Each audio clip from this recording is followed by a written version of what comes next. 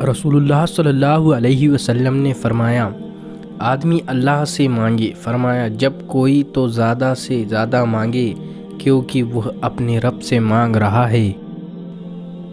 اللہ تعالیٰ کفر کو پسند نہیں کرتا۔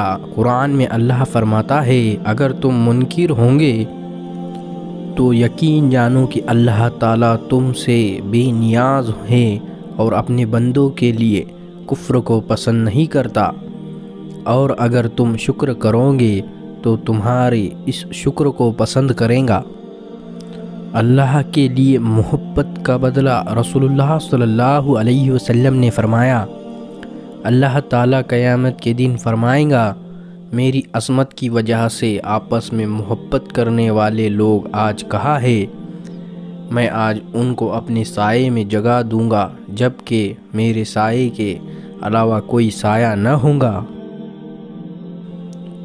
تم دنیا کی ساری نیکی حاصل کر لو، روزہ رکھ لو، نماز پڑھ لو، حج کر لو، لیکن اگر تمہارے ماں باپ تم سے ناراض ہے تو تمہیں جنت تو دور کی بات ہے، جنت کی خوشبو بھی نہ ملے گی۔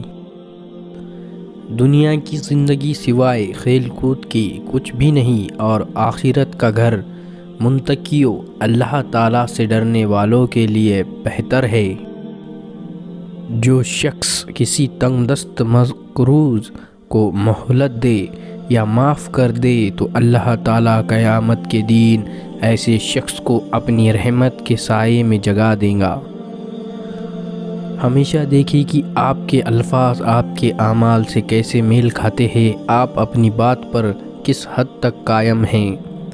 اپنے ضمیر کی آواز کو سنیں، کیونکہ ضمیر انسان کا سب سے اچھا استاد ہے۔